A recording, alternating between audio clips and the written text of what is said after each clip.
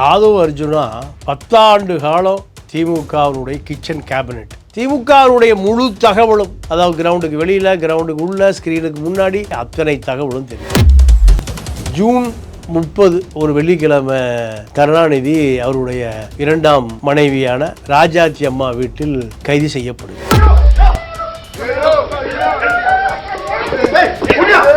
ஜெயலலிதா ஆட்சியில் ராட்சசி தன்னை என்ன பாடுபடுத்த போறாங்கன்னு தெரியல, உடனே கிளம்பி வா, உடனடியாக சட்ட வாதங்களை செய்யக்கூடிய வழக்கறிஞர் அணியோட வருவார்னு பார்த்தா சன் டிவி கேமரா செட்டோட வர.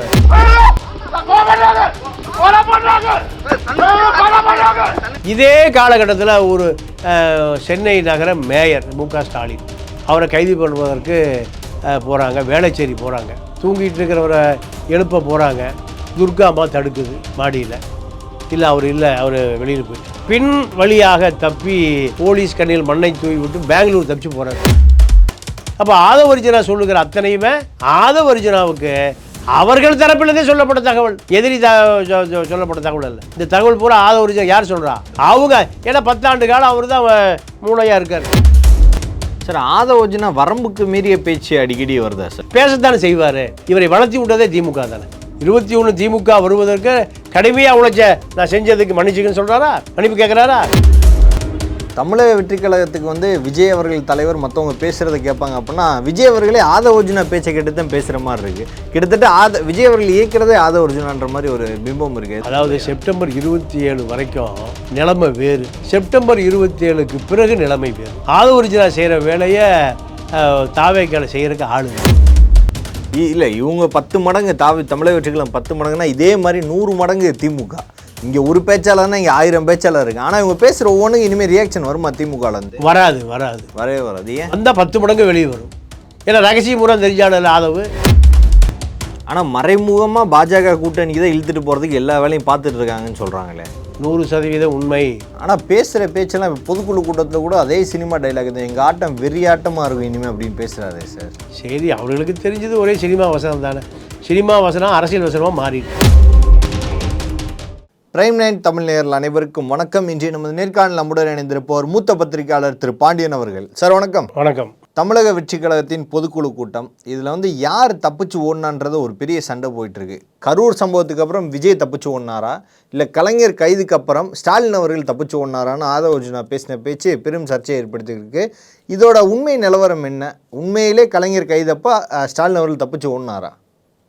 இல்லை, இப்போது ஆதவ் அர்ஜுனா 10 ஆண்டு காலம் திமுகவினுடைய கிச்சன் கேபினெட். முதலமைச்சர் எந்த காப்பி குடிப்பாரோ அதே கப்பில் ஆதவ் அர்ஜுனா காப்பி சாப்பிடுவார். எந்த டைனிங் டேபிளில் உட்காந்து சாப்பாடு சாப்பிடுவாரோ மதிய உணவு, அதே டேபிளில் அவரும் சாப்பிடுவார்.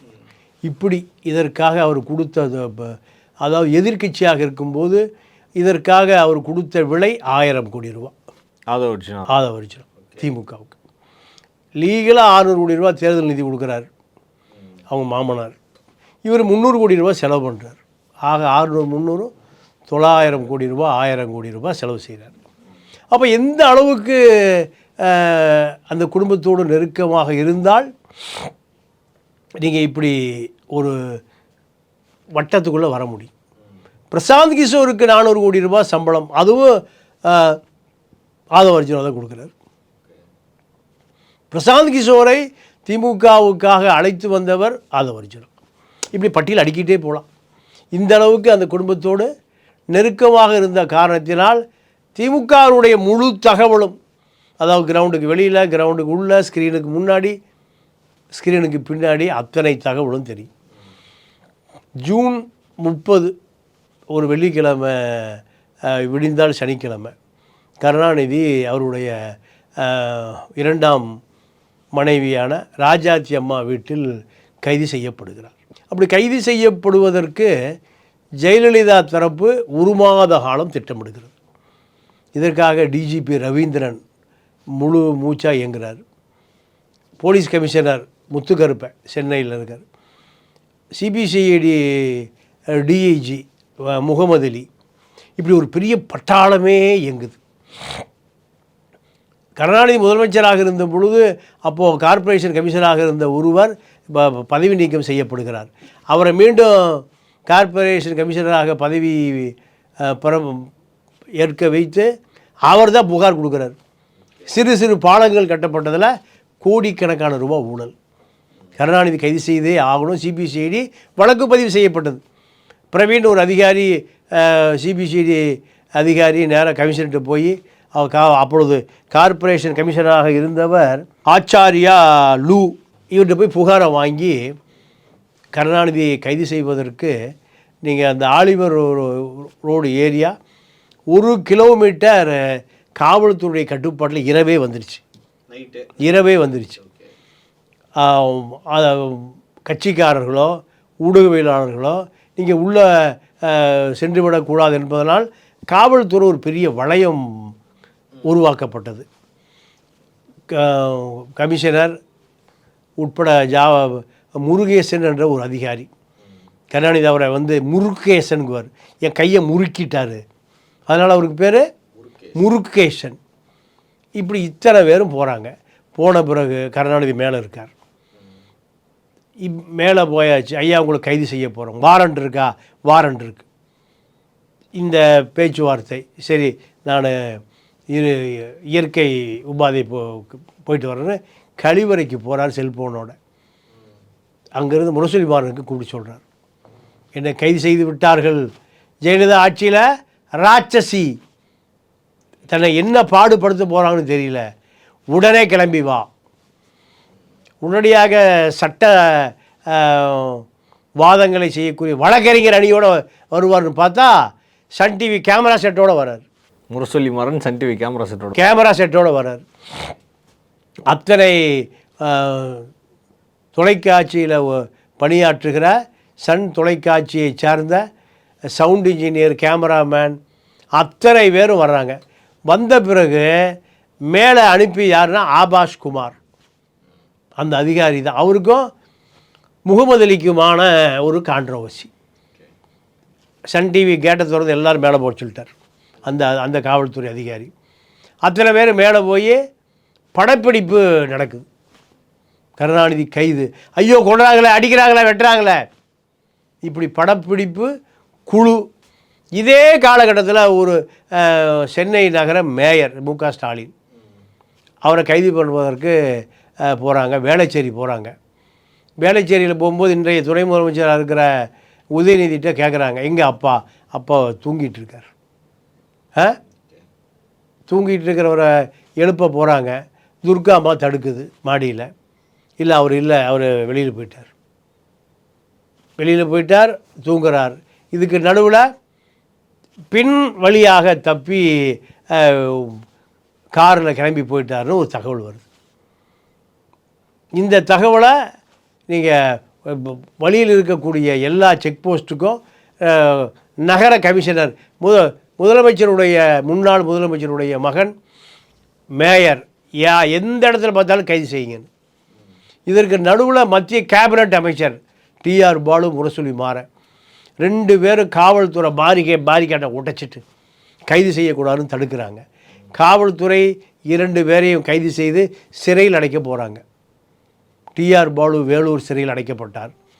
முரசொலிமாறன் எனக்கு பேஸ்மேக்கர் வச்சுருக்குன்னு போய் அப்போலோவில் அட்மிட் ஆகிட்டார். இதுதான் நடந்தது. அப்போது இந்த வழக்கு முழுக்க ஜெயலலிதா 1996 அதிமுக ஆட்சி முடிந்த பிறகு கருணாநிதி அளவுக்கு அதிகமான சொத்து குவிப்பு வழக்கில் ஜெயலலிதாவை கைது செய்கிறார். கைது செய்ய அதே சன் டிவி குரூப் என்ன பண்ணுது, அவருடைய காலணிகள் 1000 காலணிகள், 1000 பட்டு புடவை, இதுவா சன் தொலைக்காட்சிக்கு வேலை? ஒரு ஊடகத்துக்கு என்ன வேலை? ஜெயலலிதா கைது செய்யப்பட்டார். அந்த வழக்கினுடைய சாரம் என்ன? எத்தனை கோடி ஊழல் நடந்திருக்கு?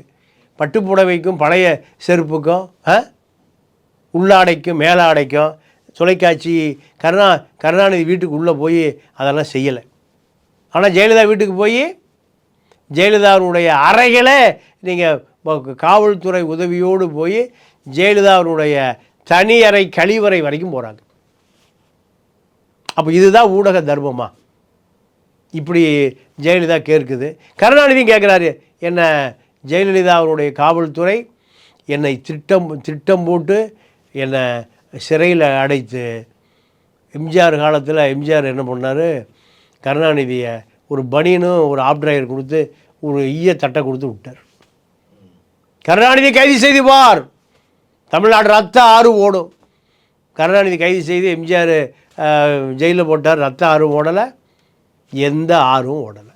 இப்போ அதே போல தான் கருணாநிதி கைது செய்யப்பட்ட பொழுது காவல்துறை கடுமையாக நடந்து கொண்டது என்று கருணாநிதி குற்றம் சாட்டுகிற அதே குற்றச்சாட்டு ஜெயலலிதாவுக்கும் பொருந்துமில்ல. ஜெயலலிதா 1 மாத காலம் இடித்து தள்ளப்பட்ட பழைய சென்ட்ரல் ஜெயிலில் பெரிய எலியோடு படுக்க வைக்கப்பட்டார். கருணாநிதி அது ஜூன் 30 போயிட்டு ஜூலை 3 வெளியே வந்துட்டார். நீதிபதி வீட்டுக்கு அவரை கொண்டு போகிறாங்க. நீதிபதி அசோக் குமார் அவர் காப்பி கொடுத்து வரவேற்கிறார் கருணாநிதியை. குற்றவாளிக்கு நீதிபதி வீட்டில் காப்பி கிடைக்குமா? பிளேடு பக்கரி போனால் காப்பி கிடைக்குமா? செயின் ஜெயபால் போனால் காப்பி கிடைக்குமா? அட்டாக் பாண்டி போனால் கிடைக்குமா? ஆனால் கருணாநிதிக்கு கிடைக்கும். இதுதான் ஜெயலலிதாவுடைய குற்றச்சாட்டு. அப்போது சரி, ஸ்டாலின் எங்கே போனார்னா, இவ்வளவு கொடூரமான ஆட்சி நடக்குது, என்னுடைய தந்தையே கைது செய்யப்பட்டு சிறை வாசலில் உட்காந்து உள்ளே போக மாட்டோம் தர்ணா பண்ணுறார். பக்கத்தில் கனிமொழி உட்காந்துருக்கு. ஆனால் ஸ்டாலின் கிடைத்தா இதை விட கடுமையாக இருக்குன்னு அவர் போலீஸ் கண்ணில் மண்ணை தூவி விட்டு பெங்களூர் தப்பிச்சு போகிறார். தருமபுரி வரைக்கும் போயிட்டார். தருமபுரி வரைக்கும் போன பிறகு ஸ்டாலின் தேடுகிற படலம் நிறுத்தி வைக்கப்பட்டிருக்கு. ஸ்டாலின் தேடப்படவில்லை. இப்படி சொன்ன பிறகு தான் நேராக மேஜிஸ்ட்ரேட் வீட்டில் சரண்டர் ஆகிறார்.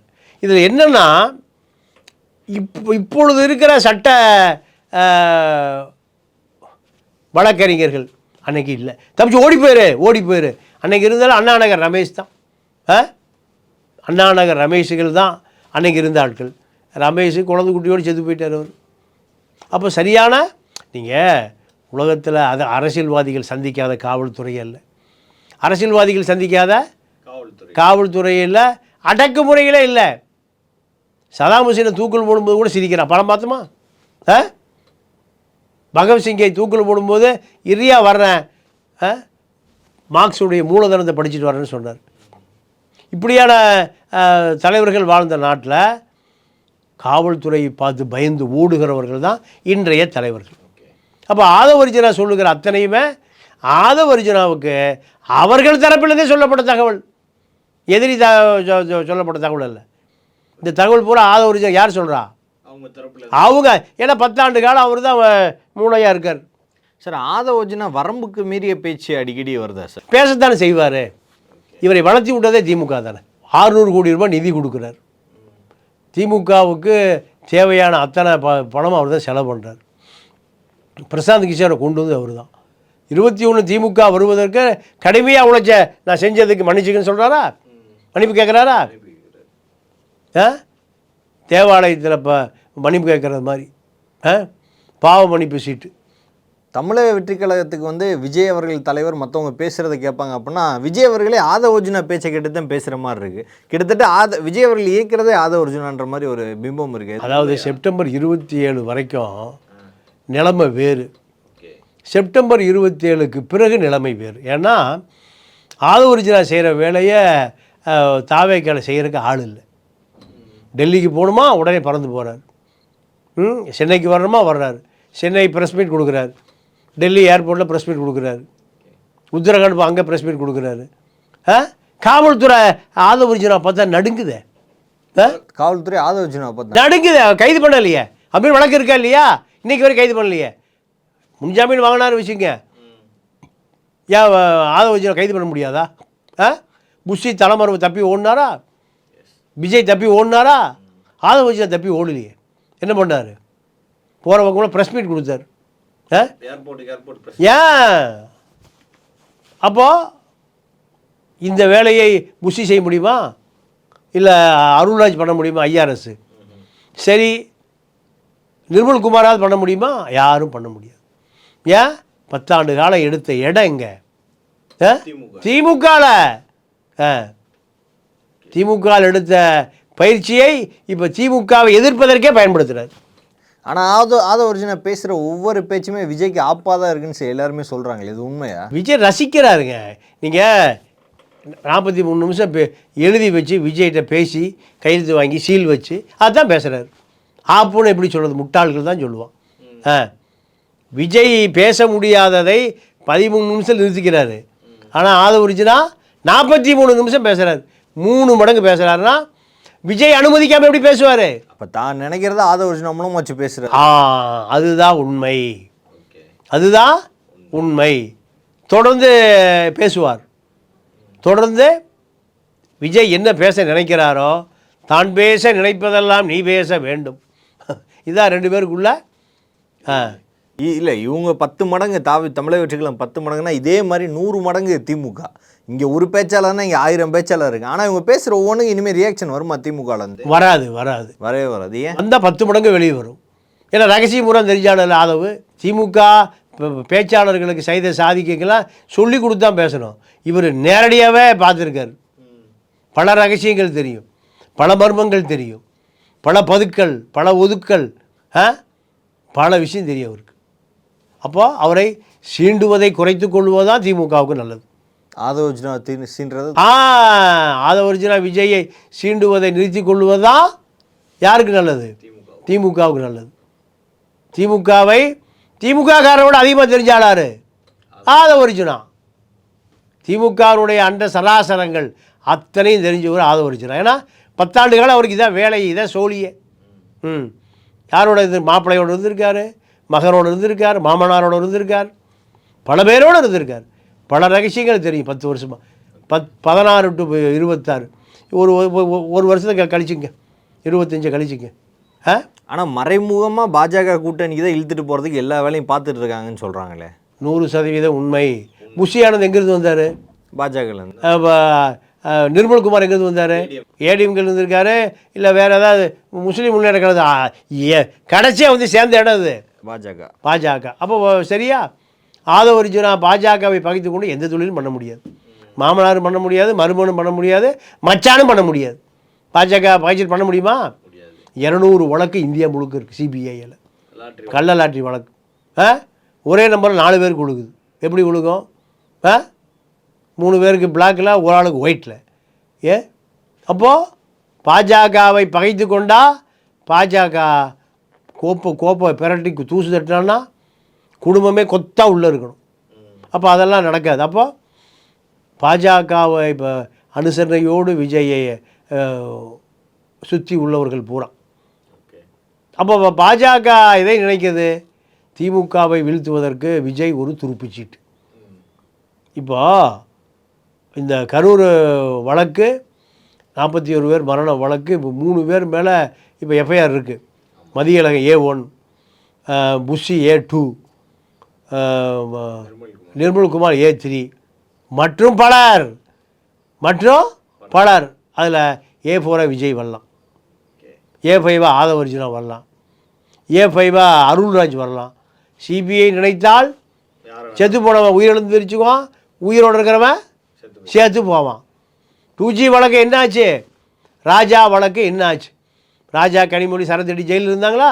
சிபிஐ வழக்கு போட்டுச்சா? கடைசியாக வழக்கில் நீதிமன்றம் தள்ளுபடி பண்ணிருச்சு.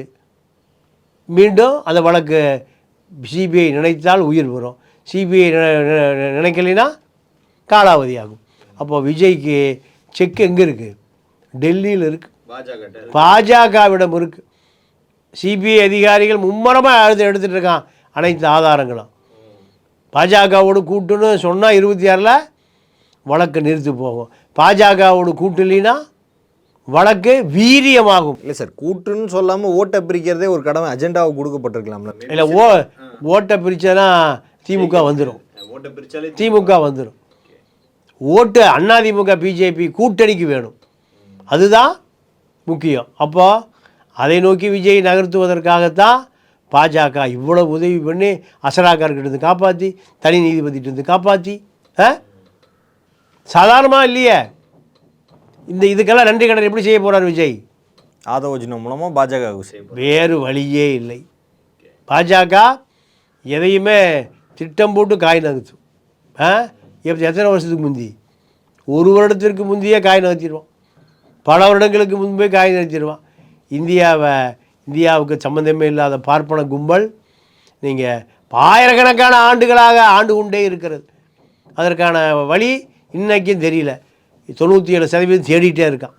ஆனால் பேசுகிற பேச்செல்லாம் இப்போ பொதுக்குழு கூட்டத்தில் கூட அதே சினிமா டைலாக் தான், எங்கள் ஆட்டம் வெறியாட்டமாக இருக்கும் இனிமேல் அப்படின்னு பேசுகிறாரு சார். சரி, அவர்களுக்கு தெரிஞ்சது ஒரே சினிமா வசனம் தானே. சினிமா வசனம் அரசியல் வசனமாக மாறிட்டு. சினிமா வசனம் அந்த பசங்க பள்ளிக்கூடத்து பசங்க அப்படி தானே சொல்கிறான். விஜய் பசங்க பொல்லாத பசங்க. ஓட்டு இருக்காடா, அது யாருக்கு தெரியும் ஓட்டு? நாமக்கல் பசங்க என்ன சொல்கிறான்? விஜய் பசங்க பொல்லாத பசங்க. ஏன்டா வீட்டில் சொல்லிட்டு வந்தியா? இல்லை, எங்கள் அப்பா தேடிட்டு இருக்கார். உங்கள் அப்பா பொல்லாதவனாக இருப்பார் கொஞ்சம் நாளில். இப்படி தான். அப்போது விஜய் அரசியலை ஆதவ அர்ஜுனா 2 பேரும் பாஜகவினுடைய பிடியில் இறுக்கி கொண்டு இருக்கிறார்கள். கூடிய விரைவில் பாஜக என்ன முடிவெடுக்கிறதோ அதுதான் தாவேகாவினுடைய இறுதி கொள்கை. பல்வேறு அரசியல் கேள்விகளுக்கு பதில் தமைக்காக மிக்க நன்றி சார். நன்றி, வணக்கம். நன்றி, வணக்கம்.